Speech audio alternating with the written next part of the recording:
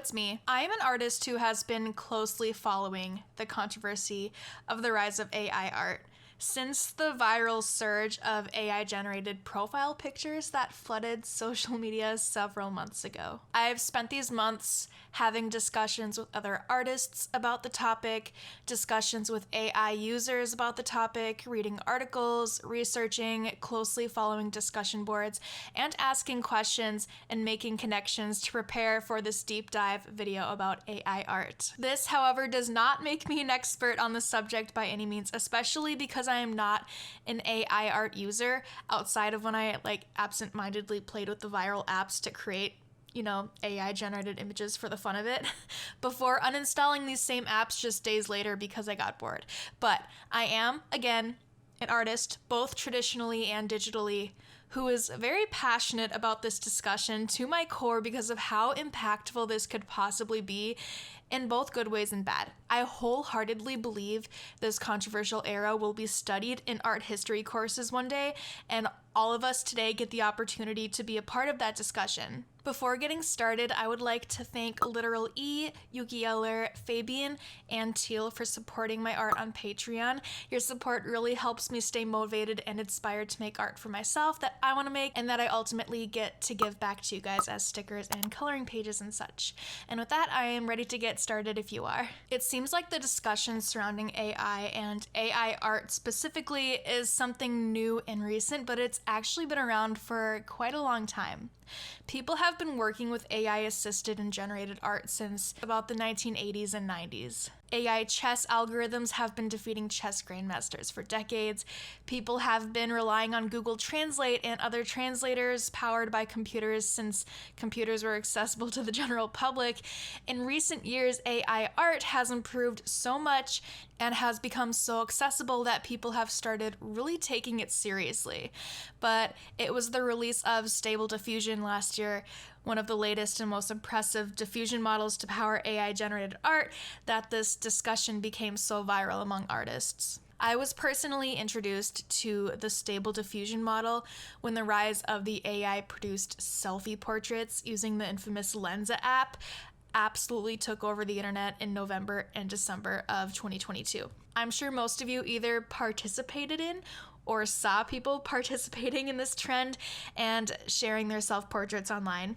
I too partook and shared my AI-generated self-portraits. Lensa's new Magic Avatar program had seriously made a huge impact online and in turn caused a lot of discussion and discourse among art communities online. Shortly after everyone was seemingly hopping on the bandwagon of posting their Lensa portraits, this post here began going viral on Instagram, Twitter, and Facebook, and everywhere, because this app is said to use Stable Diffusion as a model to generate its art, which many people think is legally and ethically problematic. So the cover of this post thread says, "Do not use the Lensa app's Magic Avatar generator. It uses Stable Diffusion, an AI art model, to sample artwork from artists that never consented to their work being used. This is art theft." This thread also included tweets by this user saying, "Stable Diffusion was able to avoid copyright of thousands of images by developing their technology through non-profit means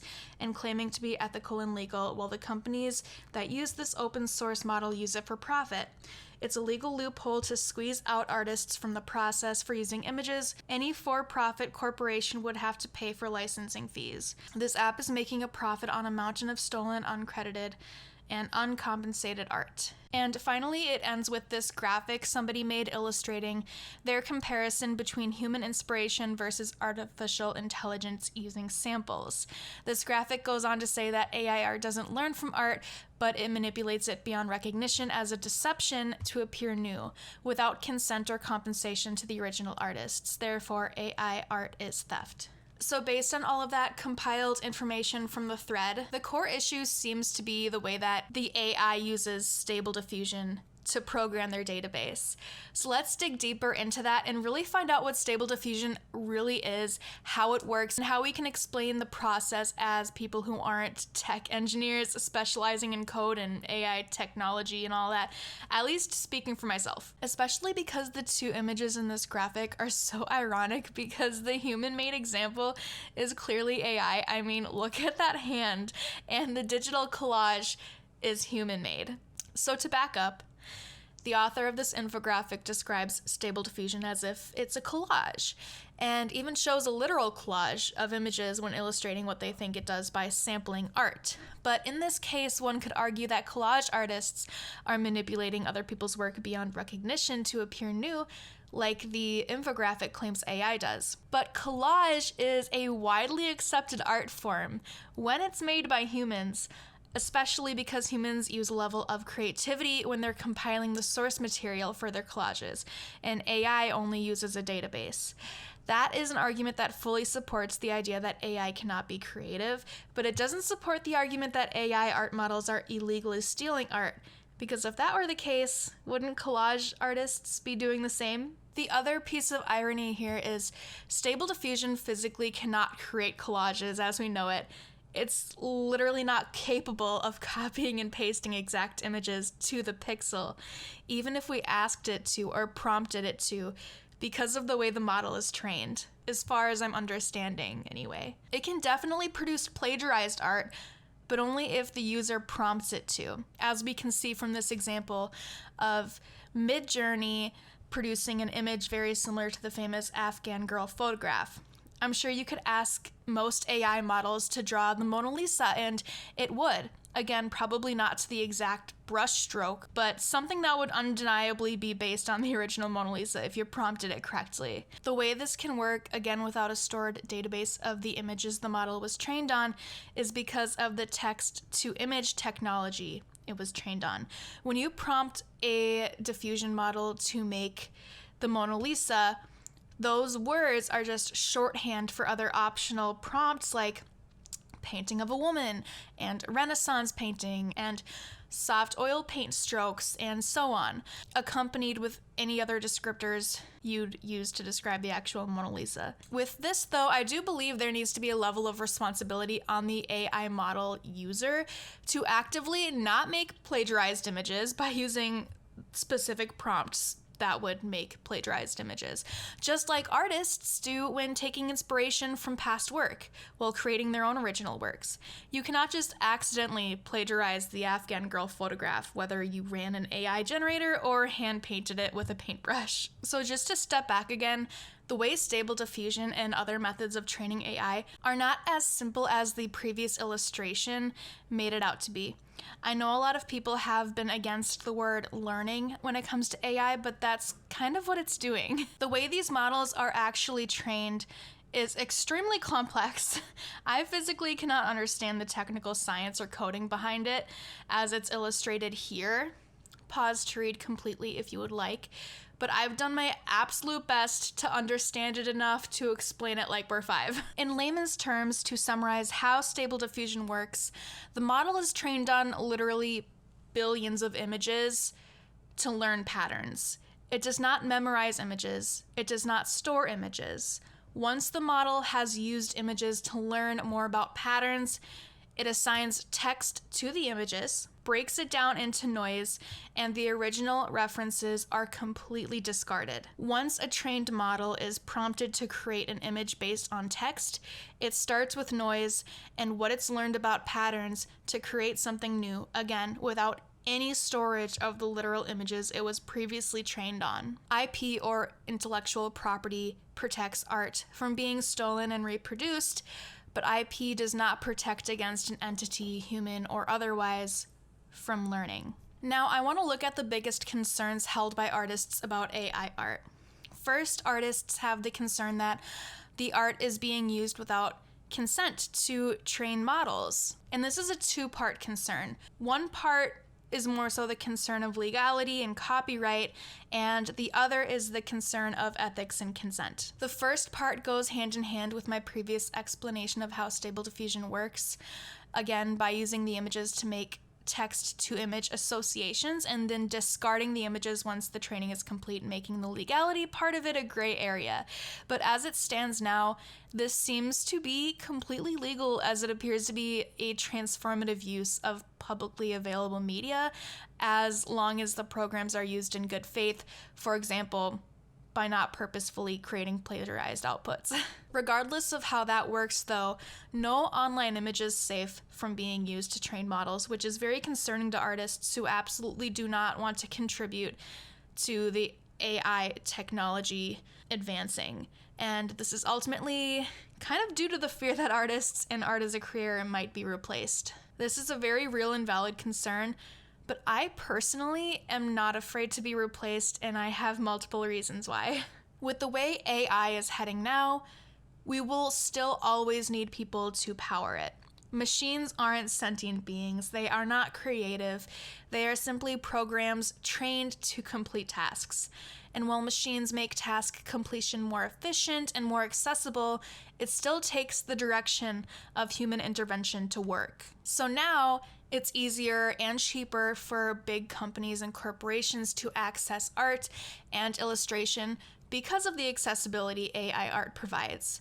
But I don't see literal CEOs sitting down and opening up Midjourney or DALL-E on their computers to design their websites, their advertisements, their logos, article illustrations, and everything else that requires artistic design. Most of the time, this work is still probably going to be contracted out to people with the necessary skills needed to generate a quality product. That skilled labor is still going to have to be paid, whether it's paid to an artist who's illustrating images on Photoshop, or by someone who is spending hours revising prompts and revising AI-generated images in Photoshop to fit the criteria of the project commissioned out by whatever company or corporation to be high enough quality for commercial use. This idea offers the opportunity for new jobs that can be done by people who may not have the technical skill or talent to make art by hand, but they do have the technological skills and basic knowledge of the elements of design and creativity needed to efficiently manipulate AI models. At first, I assumed AI art was this super easy thing I could make with the push of a button on my phone, and to an extent, it is. But then I was exposed to AI art that takes hours to make through several different programs to get a good result. I like to classify AI art into two categories: ready-made and curated. And these two categories exist in the traditional art world as well. So there's ready-made art, where the artist acquires an item and displays it as art. We've seen this with Marcel Duchamp's fountain and the bicycle wheel. We saw it with Picasso's bull's head, which is just a bicycle seat, and we see it today with modern art as well. With traditional ready-mades, though, there's an extra level of creativity and conscious decision-making needed to display the work and convey a certain message. Is it good art? Most people might say probably not. And that's exactly how I see ready-made AI art, or AI art that was started and finished with just the push of a button with no further curation or creativity from the person who prompted the model, just like most AI art that comes from iPhone apps. I think those are ready-mades, and most of them are pretty darn bad. But then again, I was introduced to curated AI art. AI art that was made by people with a deep passion and desire to make something amazing. Made by people who took the time and the extra steps needed to get a good image that made them proud to share, proud to receive critique on so that they can make something even better next time. As an example, I wanted to show this piece of AI art designed by the Reddit user Cells Interlaced, who posted this to the AI art subreddit. According to the original poster, this took multiple hours to make, and they used 4 different programs to get the final image. They said they started off by creating a model in the program called Set a Light, where they set up the model and the lighting and the clothing, and then they took it into Midjourney to transform the 3D render into a 2D illustration. Then they took it into Stable Diffusion and worked it even more, and then finally they took it into Capture One for the final edits. So I guess my point here is good art takes time care, and intention. And without that, it can be bland and lifeless. I think most AI art out there falls under the category of being bland and lifeless and just bad and having messed up hands and eyes. But with the right person behind the AI, I think truly amazing art can really be made. And because good AI art requires a dedicated handler with intention and skill and time, that is still an artistic skill that I do see being a real employment opportunity for many people who wanted to be creative. And this could be a new outlet, really making art making more accessible to a whole new group of people. Aside from this, I think there could be a real comeback for traditional artists like painters and illustrators. It's no secret that lately, digital art and graphic design has absolutely dominated the art career fields lately.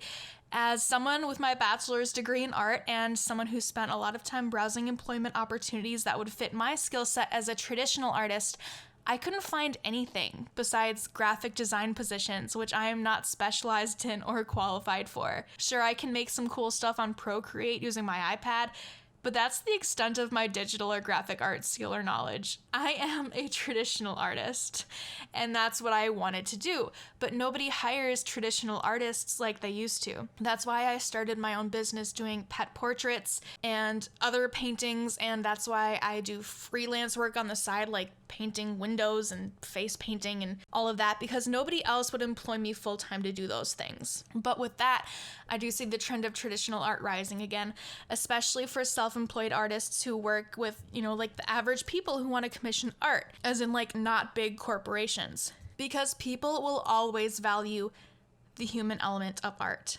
I see this all the time firsthand when clients request proof from me that my art is indeed done by hand before commissioning me. They ask for in-progress updates because the process is just important to them as the outcome. One of my best sellers on Etsy is my handmade paint by number kits, and the selling point is that I make them by hand, obviously. And they are expensive, but people pay the price because they want someone real making it. So instead of artists trying to compete with AI, perhaps we could just coexist as separate mediums and stick to what we are good at, being human. Make things that only humans can make. All you need is to put pencil to a paper and you're already doing something AI will never ever be able to do. And with that, I do not think artists will be replaced as long as we are willing to coexist and innovate and be human. I think looking back at this time in art history, it's going to be a very important chapter. We have a whole new medium. This hasn't happened since the introduction of photography as an art form. It's a new medium that we have already seen being showcased in galleries, a new medium we've already seen in museums. And I think that that's okay as long as we label it correctly as AI generated, just like collages need to be labeled as collage, and digital art needs to be labeled as such, and photography needs to be labeled as such, and so on. And while we are on the topic of digital art and photography, I want to remind everyone that those mediums were facing very similar pushback when they were new and scary, just like AI art. When photography was first introduced, we saw a decline in portraiture painted by hand because photographs were faster, easier, and cheaper. Yes, professional portrait painters became more obsolete and more obscure as a profession, but artists evolved their skills and began expressing themselves in abstract ways because photography couldn't do that. Artists made art that photographers could not, and in turn, painters once again thrived from something that many thought could be a detriment. So what, again, can humans make that AI can't? Traditional art, photography, performance art, hand-sculpted art, human-made art. So instead of being afraid of what AI art can do, let's embrace and innovate what we as artists can do. Moving forward, I don't see a world where AI replaces artists at all. It will probably change art in some ways, but art has been changing since the beginning of humankind. Everything is a trend, a movement, a reaction.